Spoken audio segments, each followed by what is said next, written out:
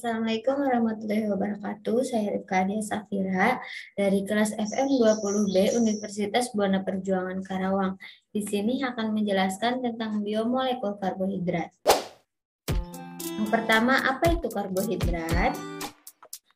Karbohidrat adalah polihidroksialdehida atau polihidroksiketon yang mengandung unsur-unsur karbon C, hidrogen, oksigen dengan rumus empiris total CH2O. Karbohidrat merupakan susunan dari serangkaian komposisi karbonil dan hidroksil. Semua karbohidrat mengandung gugus fungsional hidroksil kohamin yang termasuk kelompok alkohol. Karbohidrat dalam tubuh manusia dan hewan dibentuk dari beberapa asam amino, gliserol lemak, dan sebagian besar diperoleh dari makanan yang berasal dari tumbuh-tumbuhan. Fungsi karbohidrat itu apa sih? Fungsi karbohidrat yang pertama itu sebagai simpanan energi, bahan bakar senyawa antara metabolisme, sumber energi 1 gram mengandung 4 kalori. Bagian dari kerangka struktural pembentuk RNA dan RNA yaitu gula ribosa dan deoksiribosa, lalu sebagai energi cadangan dalam bentuk molekul glikogen, lalu sebagai komponen penyusun membran sel, lalu sebagai polisakarida, sebagai elemen struktural pada dinding sel tanaman, bakteri, dan eksoskeleton arthropoda. Yang kedua, klasifikasi karbohidrat dan strukturnya berdasarkan kompleksitasnya. Yang pertama ada monosakarida. Monosakarida itu secara struktur kimia monosakarida adalah polihidroksialdehid atau polihidroksiketon. Monosakarida dapat dikelompokkan berdasarkan tipe, gugus karbonilnya, dan jumlah atom karbonnya. Jika gugus karbonil monosakarida sebuah aldehid, maka dinamakan aldosa. Jika gugus karbonil monosakarida sebuah keton, maka dinamakan ketosa. Satuan karbohidrat yang paling sederhana dengan rumus CnH2nON, di mana N sama dengan 3 dikurang 8. Contohnya ada C3H6O3 itu dinamakan triosa, C4H8O4 dinamakan tetrosa, dan seterusnya. Macam-macam monosakarida ini ada monosakarida yang berdasarkan gugus fungsi, ada aldosa sama ketosa. Monosakarida yang mengandung gugus aldehid disebut aldosa. Contohnya ada gliseraldehid. Sedangkan monosakarida yang mengandung gugus keton disebut ketosa. Lalu ada juga monosakarida yang terdapat dalam buah dan makanan. Yang pertama ada glukosa. Nama lainnya adalah gula darah, gugus fungsinya dia aldehid, itu aldosa, rasanya manis, sumbernya dari buah, sayuran, dan madu. Lalu ada fruktosa, itu struktur defruktosanya, nama lainnya itu gula buah, gugus fungsinya dia keton atau disebut juga ketosa, rasanya yang paling manis, sumbernya dari buah, madu, dan nektar. Lalu ada galaktosa, itu strukturnya, nama lainnya tidak disebutkan, gugus fungsinya aldehida, dia termasuk aldosa, rasanya kurang manis, sumbernya dari hasil hidrolisis laktosa.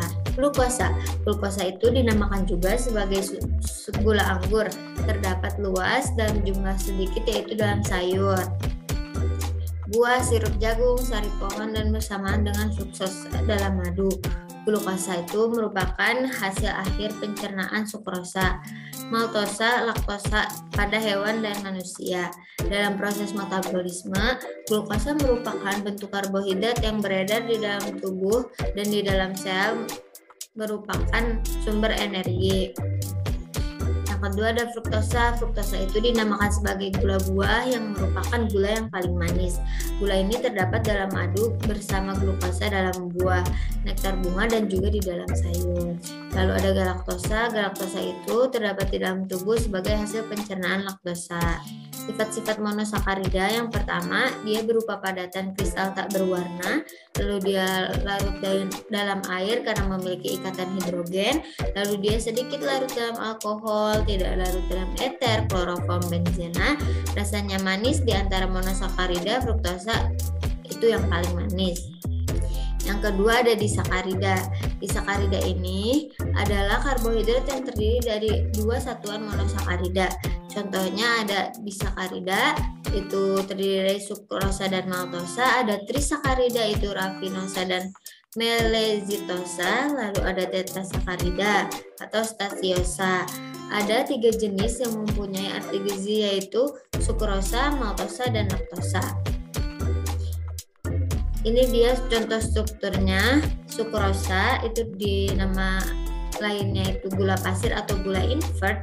Dia monomernya dari glukosa dan fruktosa, rasanya paling manis.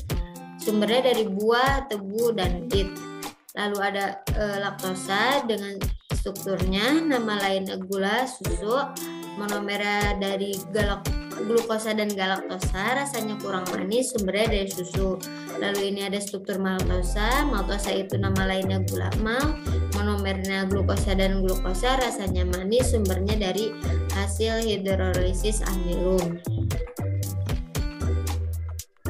Sukrosa. Sukrosa dinamakan juga gula tebu atau gula bit. Sukrosa itu juga banyak terdapat di dalam buah, sayuran, dan madu. Bila dihidrolisis atau dicernakan, sukrosa pecah menjadi 1 unit glukosa dan fruktosa. Pada sukrosa, kedua karbon anomerik pada kedua unit monosakarida terlibat di dalam ikatan glikosidik. Ikatan glikosidik terjadi antara C-1 pada unit glukosa dan C2 pada unit fruktosa, sehingga tidak mempunyai gugus hemiasetal. Lalu pada maltosa, maltosa itu disebut juga gula malt, dia tidak terdapat bebas di alam. Maltosa itu terbentuk pada setiap pemecahan pati. Bila dicernakan atau dihidrolisis, maltosa akan pecah menjadi 2 unit glukosa.